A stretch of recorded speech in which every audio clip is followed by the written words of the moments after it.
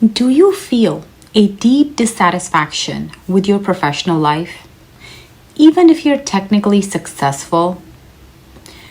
Do you wonder if you've chosen the wrong path, leading to chronic career anxiety and financial frustration? The reason your career may feel like a constant struggle is a misalignment with your 10th house, the house of profession, public life, and karmic duty. This video gives you the ultimate career compass, teaching you how the planet ruling your 10th house defines your soul's true professional purpose. It will end your job dissatisfaction forever. So, welcome back. We've conquered procrastination and healed financial fear. Now we tackle the highest form of professional karma, which is purpose. We're going to decode the planet that's sitting in or ruling your 10th house to show you the specific themes your soul intended for your career. So take out your charts. When you align with this planetary energy, work stops being a burden and starts being a joy, leading to natural, easy abundance. So the 10th house is the pinnacle of your chart. It represents your public status, your career achievements, and the specific duties like your karma that you must fulfill in this life.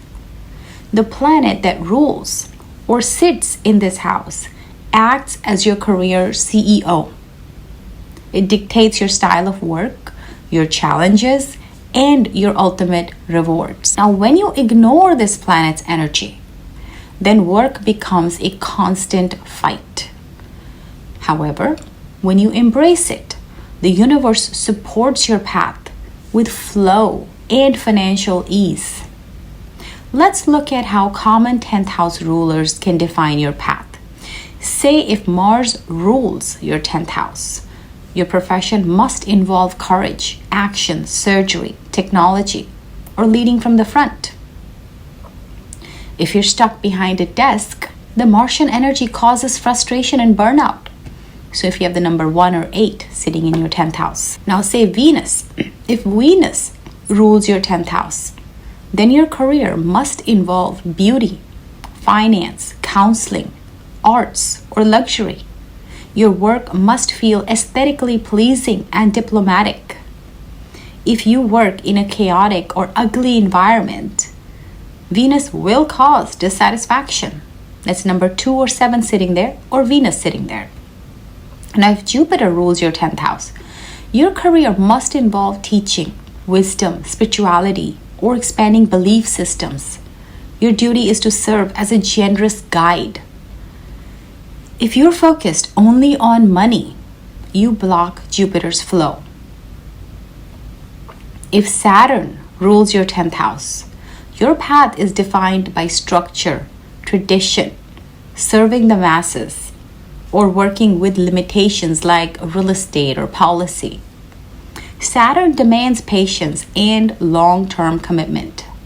The key to your success is not what you do, but how you embody the planet's energy while doing it. So the only way to align with your 10th house karma is to stop chasing fleeting trends and start embodying the highest virtue of your ruling planet of the 10th house in your daily work. This transforms the work itself. If your CEO is the sun, your virtue is integrity and leadership. Your job is to shine and lead with moral authority. If your CEO is the moon, your virtue is nurturing and empathy. Your work should emotionally support or connect with the public, such as healthcare, food, public speaking. If your CEO is Mercury, your virtue is communication and discernment. Your work involves data, writing, analysis, or sales. You must prioritize clarity. If your CEO is Rahu, your virtue is innovation and global ambition.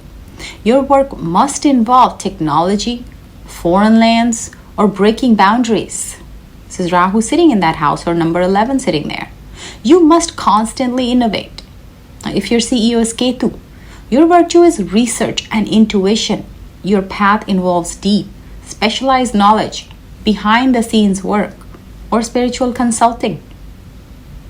You must trust your gut over logic when it's Ketu. Now, by performing the daily tasks through the lens of your planetary CEO's highest virtue, you stop resisting your purpose. Now, here is a specific karma alignment to bring your work into spiritual flow. First, the daily dedication. Before you start any major work, any task, pause and consciously dedicate that task to the deity of your 10th house planet.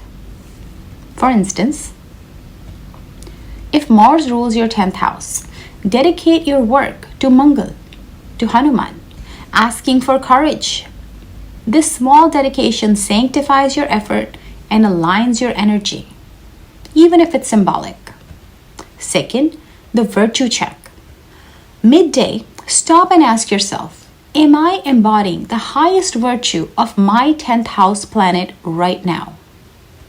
If Venus rules your path, ask, is this process harmonious and respectful? If Saturn rules your path, ask, am I being patient and thorough? The check instantly course corrects you. Third, you can also do some mantras or meditation for these houses. You can chant the mantras if that resonates with your soul, and that is also an effective way to strengthen that planetary energy into your life. Now let's conclude by reflecting on the profound journey of achieving professional fulfillment, like we just talked about. By aligning your career with your 10th house, you are mastering the greatest lesson of all, which is dharma, which is righteousness. You're telling the universe, I'm showing up fully for the specific duty my soul signed up for.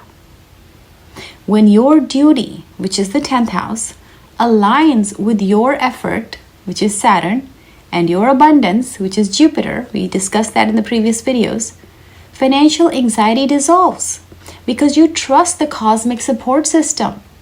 You move from constant, tiring fight to success, to the effortless flow of purposeful action. This is where true, lasting wealth is found, not in the size of your paycheck, but in the certainty that you are walking your destined path.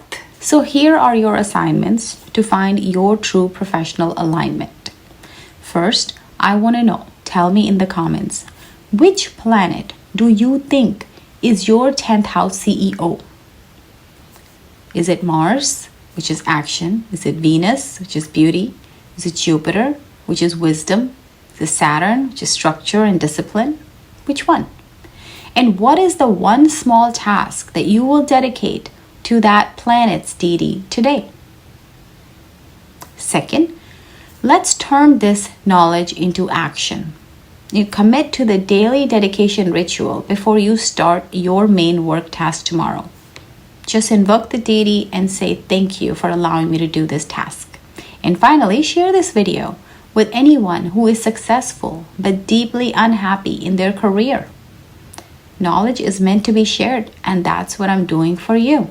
Now, this concludes our series called Mastering Procrastination and Financial Fear. We've given you the keys to conquer delay, to unlock abundance, and find your professional purpose. Hit the notification bell right now so you stay updated on all of our new wisdom. If you'd like to connect with me to take a deep dive into your own personal chart, feel free to click on the link in the About section. Thank you, and thank yourself for watching. If you found this video helpful, please give it a thumbs up and subscribe for more Vedic wisdom. That's all for today.